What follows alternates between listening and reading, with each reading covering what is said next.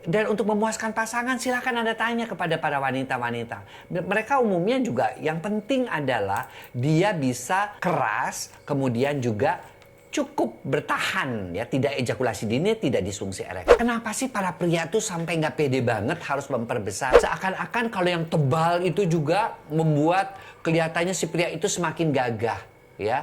Padahal nggak juga. Apa sih titik-titik erogennya? Apa sih titik-titik pekarangsangnya sih? Kalau Anda tahu titik-titik rahasia si wanita, Anda bisa memuaskan dia.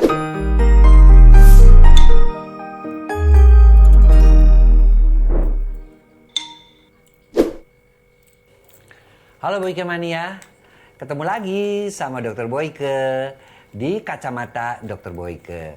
Dan hari ini kita membahas tentang satu hal yang selalu menjadi bahan perbincangan di antara para pria-pria yang kurang pede, yang menganggap bahwa Mr. P ukuran itu segala-galanya. Oke, jangan lupa ya. Like, subscribe, dan bunyikan loncengnya. Dan kalau ada komen, silahkan tanya. Share juga boleh. Jadi kan banyak nih mitos-mitos, apalagi kalau di Indonesia itu kan sering berpikir bahwa orang-orang sebelah timur sana kan ukuran-ukurannya besar. Maka semua barang-barang yang dari sana, terusnya dari Papua, ada yang namanya lintah, ada yang namanya daun, gatal-gatal. Kemudian yang juga dari daerah suku-suku seperti misalnya lintah dari Kalimantan dan sebagainya, yang dipakai katanya bisa membesarkan ukuran Mr. P. Sebenarnya nggak bisa, ya. Anda tahu kalau daun-daun gatal-gatal itu dipakai, apa yang terjadi? Terjadinya reaksi peradangan, reaksi pembengkakan. Itu fakta medisnya, ya. Dan karena terjadi reaksi peradangan pembengkakan itu sampai bisa terjadi infeksi dan akhirnya bernanah. Besarnya itu karena sakit dalam tanda kutip. Bukan karena membesar oleh pengaruh daripada misalnya pembuluh darahnya menjadi besar atau menjadi besar, bukan karena itu, ya. Yang kedua adalah, jadi kalau orang-orang mau membesarkan mesti bagaimana? Ya mesti dioperasi.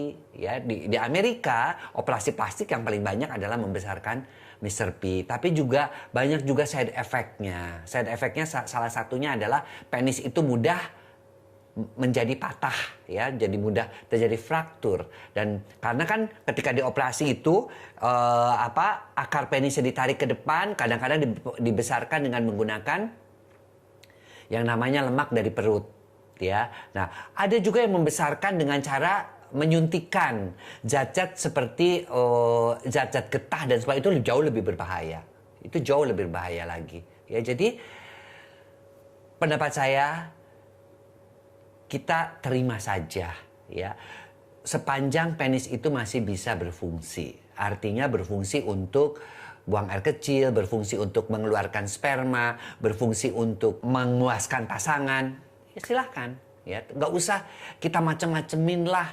Dari mulai namanya Mr. P, dari mulai sampai ada yang menaruh bulu kambing di ujungnya, menaruh cincin akik di ujungnya, menaruh segala macam yang aneh-aneh itu nggak ada guna. Hanya akan menyakiti barang milik pria yang paling berharga, yaitu Mr. P. Biarkan dia, supaya dia sehat, ya satu, hindarkan makanan yang berlemak, itu lebih bagus. Berolahraga. Ketiga, menghindarkan hubungan seks yang terlarang. Dalam arti kata terlarang apa? Selingkuh dan sebagainya. Karena itu dapat mengundang berbagai macam penyakit kelamin. Lagi banyak sekarang nih. Herpes, kemudian kutil kemaluan. Jadi HIV AIDS, sifilis masih ada.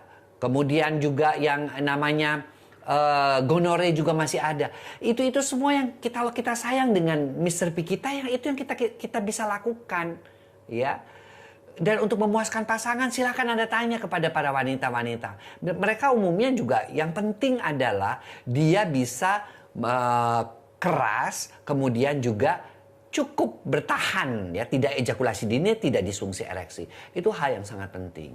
Selanjutnya, pastinya nanya, kenapa sih para pria tuh sampai nggak pede banget harus memperbesar? Alasan psikologis apa ya? Karena pertama, mereka terlalu sering melihat video-video porno, ya. Video-video porno itu ya tahu sendirilah di film, namanya juga film.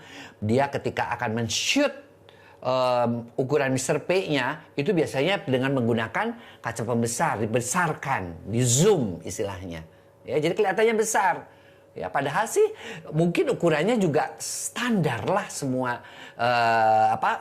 untuk bangsa-bangsa tertentu ya, seperti misalnya Indonesia rata-ratanya sekitar 12 sampai 14, kemudian yang paling naik ke Timur Tengah ya, kemudian orang-orang China, Hong Kong sekitar 10 sampai 12. Jadi memang standarnya seperti itu karena penis itu sangat ditentukan dengan ukuran oleh ras ya, oleh ras yang menentukan panjang dan besarnya ukuran Mr. P. Nah, alasan yang kedua itu adalah bahwa wanita itu akan terkagum-kagum kalau melihat Mr. P-nya besar. Beberapa wanita itu justru malah takut, ya, takut dan merasa kesakitan kalau dia terlalu besar ukuran Mr. P-nya.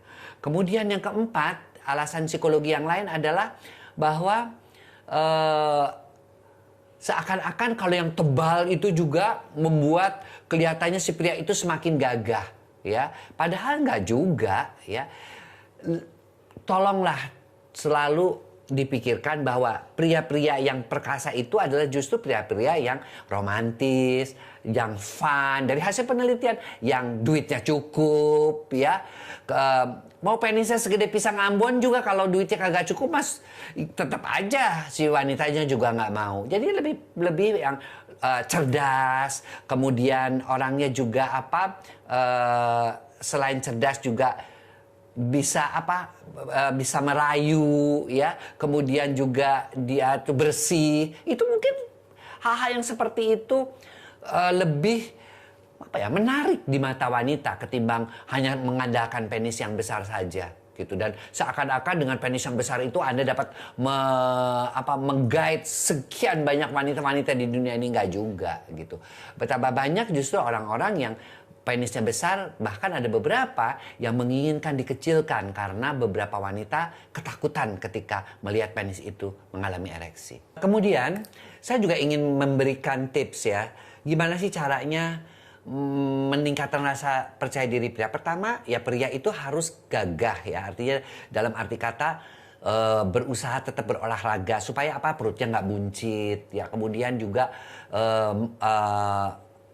hindarkan merokok supaya juga mulutnya juga tidak bau. Kemudian juga pakai pakaian yang bersih, bagus ya, bentuk badannya juga ideal. Itu mungkin lebih bagus ya daripada hanya memfokuskan ke situ, itunya dimacam-macamin, pakai minyak lintah, pakai segala macam yang kagak jelas. Kemudian yang kedua adalah Anda juga belajar pada pihak wanita itu apa sih titik-titik erogennya, apa sih titik-titik pekarangsangnya sih. Kalau Anda tahu titik-titik rahasia si wanita, Anda bisa memuaskan dia kok, bisa membawa Anda membawa wanita itu ke puncak orgasme, ya. Kemudian yang ketiga juga adalah bahagiakan wanita itu dengan, kita tahu seluruh tubuh wanita itu juga punya panca indera kan. Jadi bisikan untuk rayuan yang romantis ya. Kemudian juga lakukan juga sentuhan-sentuhan pada titik-titik erogen, remasan-remasan. Kemudian itu dengan sehingga kulitnya juga bisa bersatu ya. Kemudian juga lakukan juga dengan ciuman-ciuman bibir yang panas ya. Kepandaian cara berciuman yang bagus itu dengan mempermainkan lidah dan sebagainya, ujung lidah, bibir itu silahkan mainkan.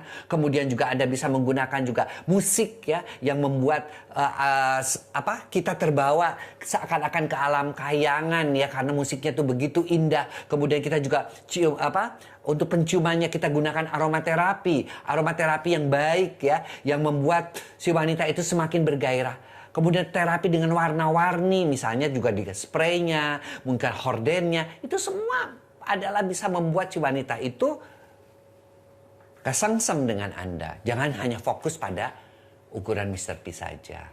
Nah, itulah tips-tips dari saya untuk meningkatkan rasa percaya diri dan juga mitos-mitos dan fakta tentang masalah ukuran-ukuran yang sebenarnya justru makin menyesatkan kamu, ya. Dan tentu saja sekali lagi ya, kita akan bahas lagi topik-topik yang lebih baik. Yang jelas adalah tingkatkan performamu ya, tingkatkan staminamu dengan pola hidup yang sehat, dengan tidur yang cukup, dengan menghindarkan kebiasaan buruk seperti merokok, minuman keras, ya, dan juga begadang. Dan yang terpenting adalah bahwa kamu cinta kepada pasangan kamu ingin membahagiakan dia, pasanganmu, dan penuhi mereka dengan perhatian, komunikasi, rasa sayang kepada pasangan. Oke, itu ya. Jadi sampai jumpa di channel Kacamata DR Boyke.